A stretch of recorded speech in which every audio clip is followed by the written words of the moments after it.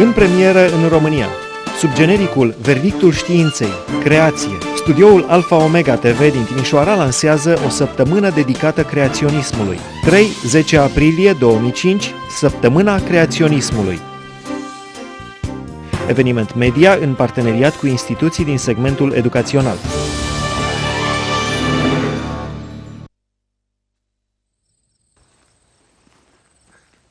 Now there's a postcard of beauty. Hi, I'm David Hames, and I'm in the scenic town of Keystone, surrounded by the beauty of the Colorado mountains. When you look at beauty like this, do you ever wonder where it all came from and how it got here?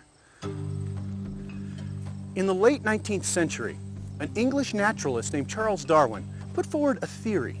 He suggested that all of this beauty, the trees, the flowers, even us, all came from a cosmic accident. He theorized that over time, all of this life and beauty simply evolved. But was Darwin right? Today, evolutionary theory continues to be taught as fact in our institutions of higher learning. But to be fair, Darwin himself had real doubts about his own theories.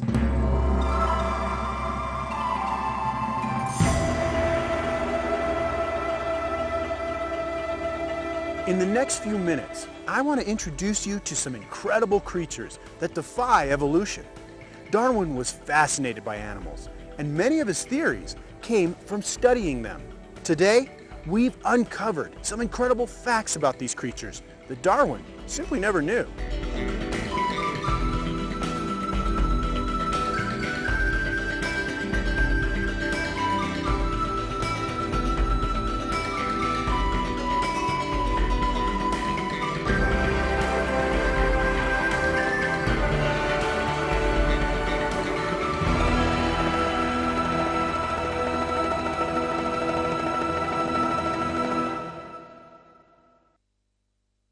I'd like to introduce you to Dr. Job Martin. For the past 20 years, Dr. Martin has been fascinating students all over the country as he shares his findings on these incredible creatures. Dr. Martin has had an extensive education and a varied career.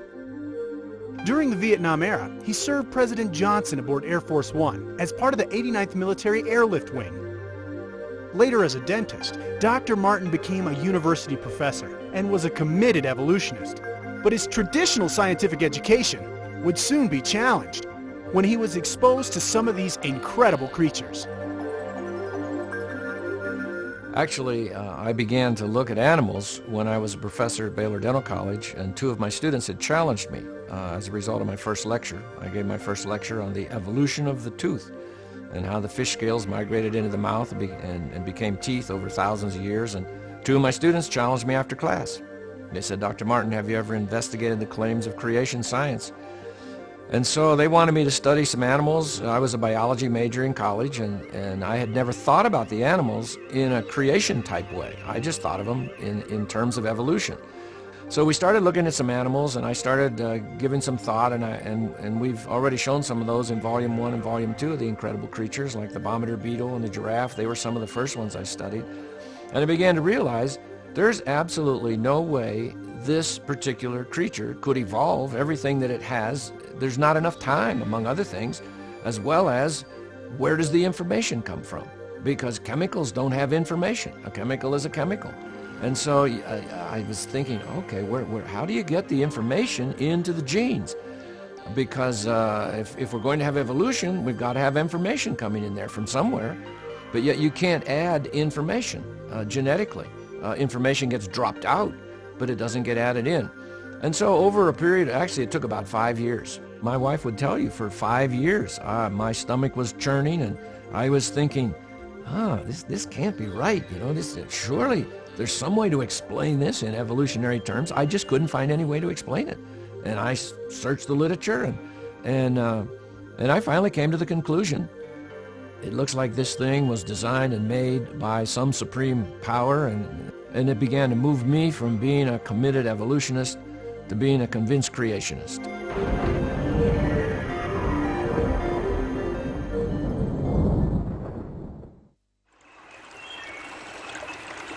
So here we go. Our first incredible creature is none other than the lowly mussel. Not this kind, but this kind.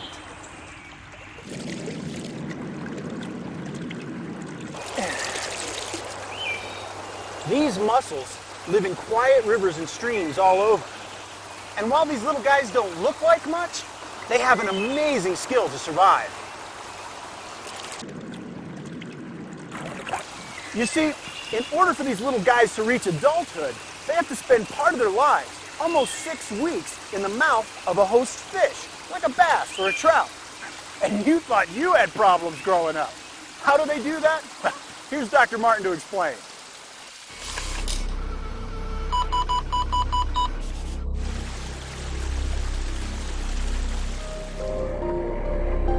It's called the Lampsilus mussel, and it mimics different minnows or stingers or little tiny fish, and there's a reason for that.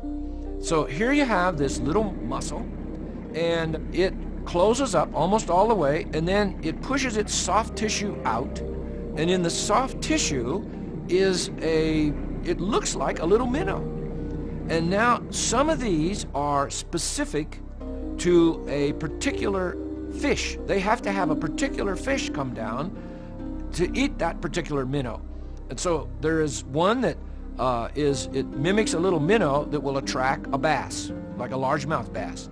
And so it's down here, and it'll give jerky little motions, and that seems to attract the bass.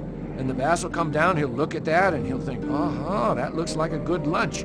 And he'll go and open his mouth to grab that bait that this little mussel has produced, and the split second that he opens his mouth to grab the bait, the mussel opens up and shoots its larvae and eggs up into the mouth of the fish, in this case the bass, and those little things from the mussel will attach to the gills in the bass, and that's where they live as a parasite. Or maybe it's a symbiotic relationship, but they drink the blood from the fish, from the gills, until they get big enough to drop off, and then they grow. Well, now here's some questions. How does a little mussel, like a little clam-like thing, how does it mimic a particular kind of motion, like sometimes jerky motion? Some of them, it looks like they're gulping air. They have a little mouth, it looks like it's gulping air. Others have a different artwork on the body, a different painting, so to speak, so that they mimic a particular type of a little fish. How would evolution explain that? They have to know the right fish to shoot their larvae or their eggs up in there. And so how do they know what's the right fish?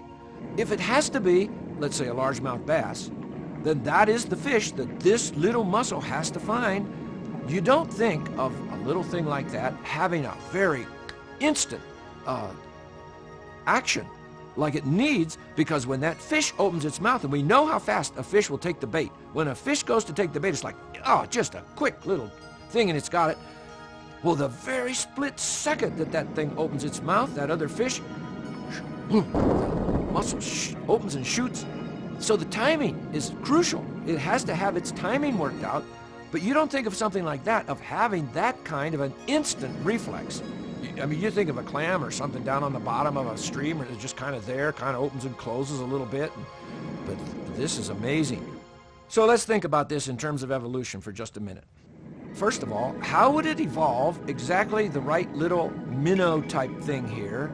How would that happen? And then if somehow it did, how would it know what to do with it? How does evolution explain that? What would be an evolutionary explanation for that kind of a thing?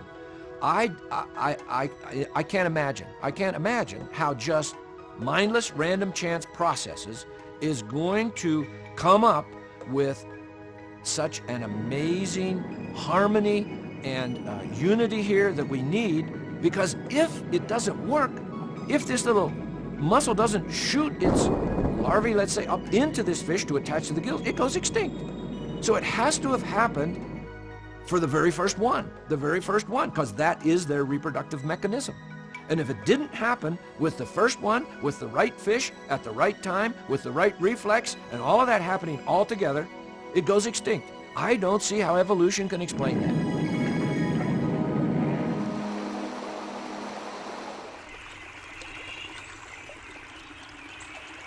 Wow, the lambsillus muscle really does defy evolution.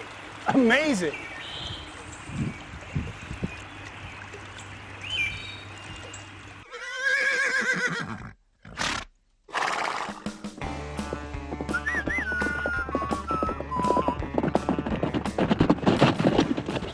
Whoa! Oh, great ride. Wow. Horses are amazing animals. They are fast, they are powerful, they are our next incredible creature. Did you know that horses were domesticated over 3,000 years ago? In fact, they helped change the course of history. Since the beginning of time, horses have been one of man's best helps. Armies like the Romans under Alexander the Great used horses to a tremendous military advantage. The Greeks used horses for the first Pony Express, and the Chinese invented the saddle.